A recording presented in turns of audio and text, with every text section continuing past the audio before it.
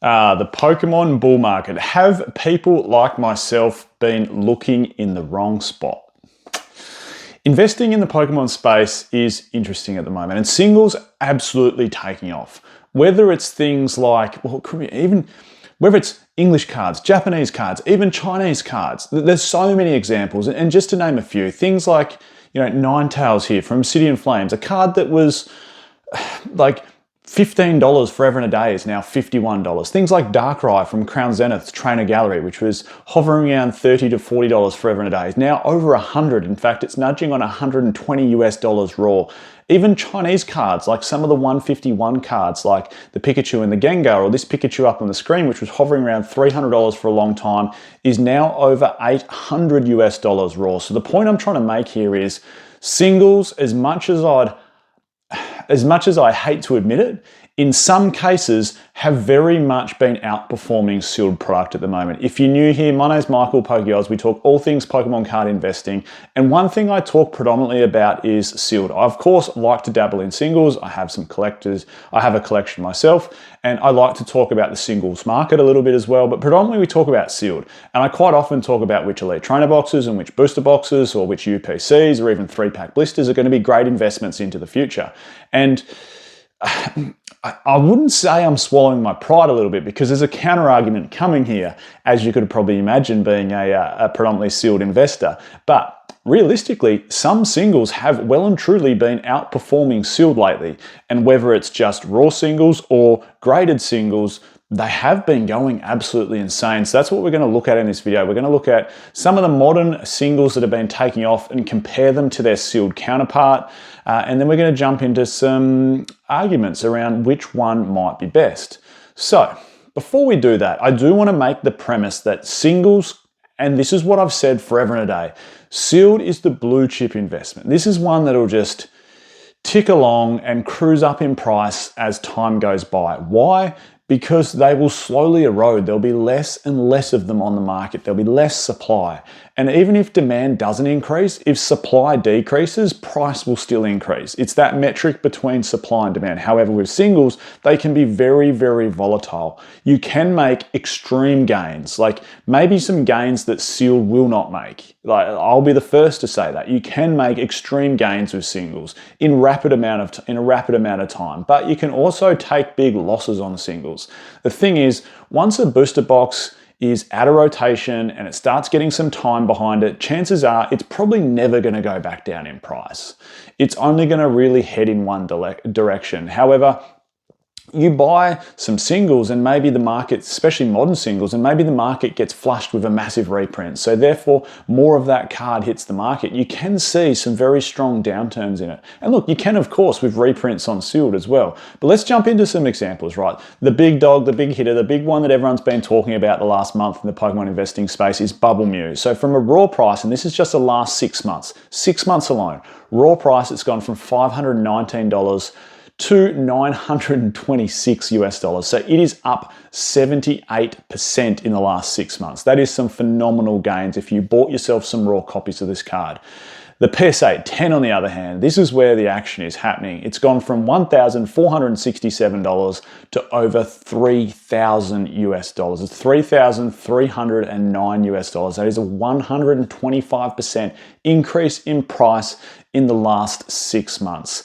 And when I was saying that's where the action's happening, well, I mean, the action really was happening on the black label BGS Mew. We saw it went for like $240,000 and then it went for $180,000 when Ryan's Card House recently put it up for auction.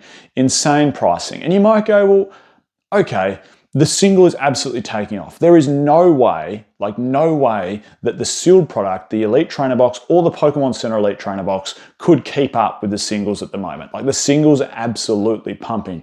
Well, that's where you're a little bit wrong. The Elite Trainer box has gone from $238 to $532 in the last 6 months. So it's seen a 123% increase. So it's beaten raw Bubble Mew increase, and it's very, very close to the PSA 10. In fact, they're nearly on par with each other. And that's the normal correlation. That's the normal reflection that you'll get in sealed versus singles. If singles prices rise, and I say this so many times, total set value has such a clear correlation to booster box price. If we see an increase in total set value, which predominantly means we're going to see an increase in the main chase cards inside a set, we will see an increase in the sealed products. It's as simple as that.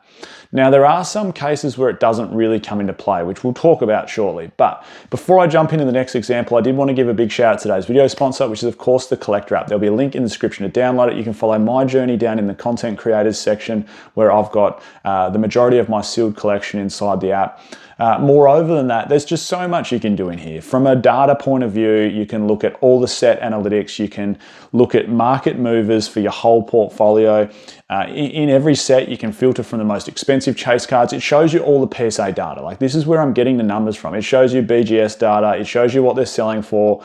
You can look at what's going to be a good trade. And as a pro user, you get even more data. You can go way back in time and check how things have been performing for greater than 12 months. So again, I think this is the best app on the market for all your Pokemon investing needs. So again, link in the description to download that one. The second example, the big Umbreon, the Umbreon from Scarlet and Violet are interesting that our two biggest chase cards from Scarlet and Violet era and as well Sword and Shield era have both been Umbreons. We've got Umbreon from Evolving Skies, the most expensive raw chase card from the whole Sword and Shield era, and then of course we've got Umbreon EX from Prismatic Evolutions, which is the most expensive chase card from the whole Scarlet and Violet era. In the last 6 months, it's gone from $1,036 US dollars to $1,564 US dollars. It is up 51%, so over 50% increase in the last 6 months.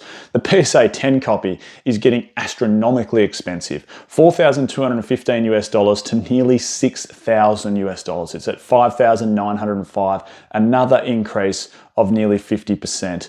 It's just going absolutely bonkers, the singles market. And the interesting thing about Prismatic so the Umbreon from Prismatic, say, versus the Umbreon from Evolving Skies, is the PSA population. The PSA population on Umbreons from Prismatic is so much lower. The gem rate is a lot tougher.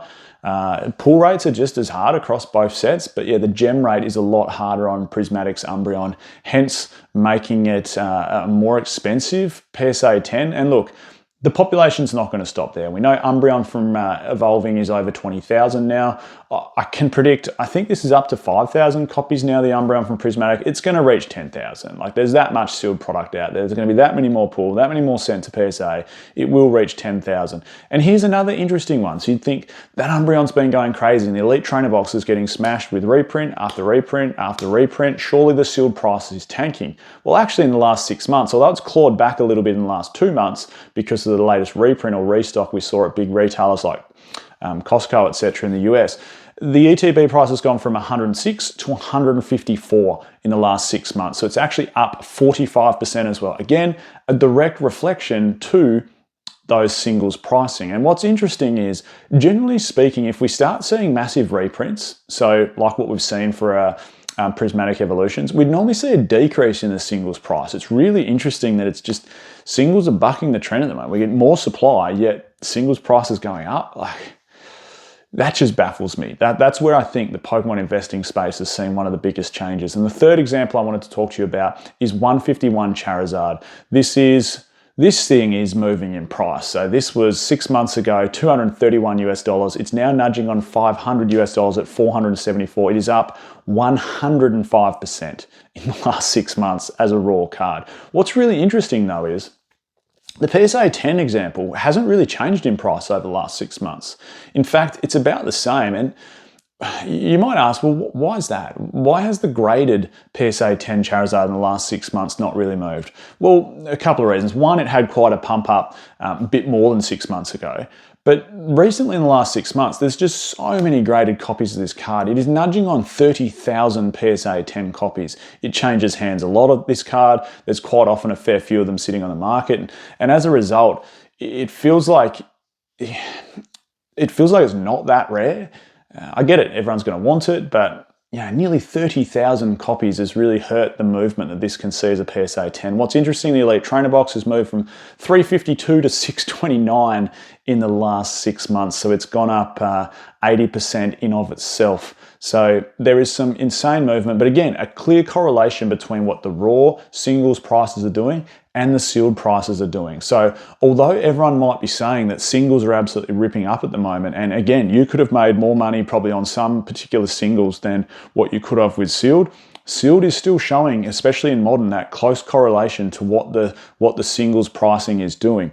Now, why has singles made such a jump in the last 6 months? What's caused this? And it's probably been more than 6 months realistically. It's probably been 12 or 18 months. I think there's a few things. Of course, there's the massive increase in demand across the whole hobby that we're seeing, and this won't slow down with 30th anniversary around the corner. It's only going to get greater. We've seen some of the promos that are coming for 30th anniversary, like that Umbreon and Espeon, the Pikachus. We're seeing the new artworks and a new rarity with the Mew and the Mewtwo. We're seeing a new classic collection. Like, it will not slow down with 30th anniversary. There's only going to bring more demand to this. I think the other side is people are seeing singles as a real piece of artwork. Like, they are classed as a true collectible. Like, you have your mates come around or friends come around for a dinner party or whatever. They're just coming around and you can go like, that card there, that's 15 grand. And they're, what? That's 15 grand? Like, that's your one chance to feel like a hero for a second. You can't put a price on those sort of moments, I don't think. So they are becoming true collectibles. The other side of the coin is liquidity. Singles, like, you put a PSA 10 Umbreon from Prismatic, you put a PSA 10 151 Zard, you put any modern grail, so to speak, or any modern chase card in a PSA 10 that is somewhat sought after, even things like the Greninja from Twilight Masquerade, put them up at eBay, 99 cents, 5-day auction, 7-day auction, no reserve, let it go. It's gonna sell. The liquidity on these is insane. It's gonna get lots of watches, it's gonna get lots of bids, and it's gonna go for market price. It's just as simple as that. The liquidity on singles is it. And then they're also, whether that's online on a platform like eBay, or even if you take them into a card show or something, they're very tradable, aren't they? Like, you can't really take a big box full of, or a big bag full of booster boxes and risk damage them, but you can certainly bring a case full of your slabs in there, or singles, or you can bring a binder with your singles. They're very, very liquid, very, very tradable. The other side of it is storage. Like, that's a huge positive. I just mentioned, like, you could just have a briefcase and fit 100 slabs inside there. You can't do that with a booster box. You could fit maybe 2 booster boxes in the space of 100 slabs, or 3 booster boxes in the space of 100 slabs. So there's a lot less storage space there. And like we were just talking about, there can be faster gains across these. I suppose it feels like a bit more of a gamble, and people maybe love that feeling of the gamble. They love the feeling that they could lose a little bit, but they could make massive gains. That's a draw card for a lot of people. And the other side is, what you've got to remember is total supply versus actual supply. I was talking about that a little bit with the 151 Zard, but some of the other modern grails, like even Destined Rivals Mewtwo, although there might be a decent amount of total supply, as in total PSA 10s in existence, the actual supply that's on the market for sale at any given moment can actually be really, really small. Like, you could log onto eBay and maybe find 2 auctions and 3 listed as buy it now. And you're going, well, aren't there like 10,000 copies of this card? And it's like, well, if only 5 of them are on the market at any given time, the actual supply of them at any given moment is really, really small. And that's going to push up the price, because if you have 5 going for auction and you have 500 people across the planet really chasing them, well, of course, that's going to drive prices up, isn't it? Whereas if you had all 10,000 of them on the market at once, but only 500 chasing them, then of course, that's going to push pricing down.